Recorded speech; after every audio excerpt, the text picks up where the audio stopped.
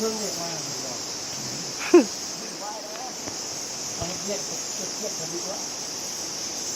นี่ทำทำน้ำหลอด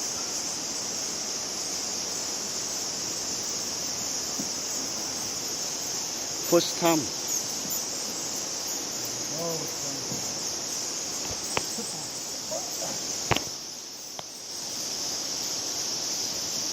ทางแรกคนเต็มเหมือนกัน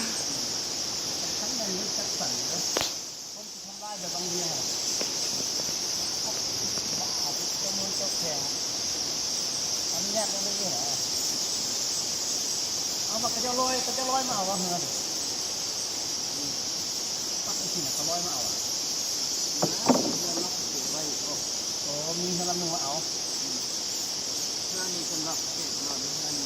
เช่นไรก็จะมาเอาใช่ปลาใหญ่ โอ้ปลาใหญ่ปลาใหญ่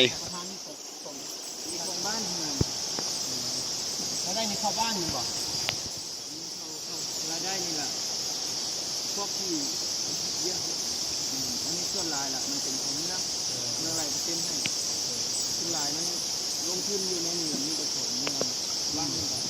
ต้องส่วนเขาทำเป็นของเมืองแล้วให้เป็นเอกชน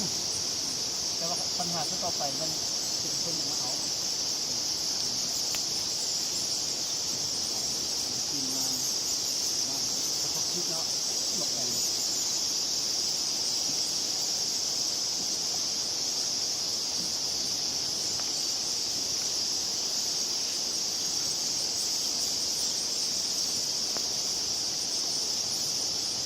ป่าว่ะ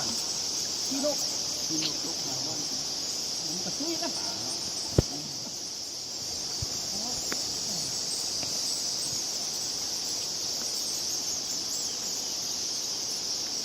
ไอ้ ดึงดึงดึงดึง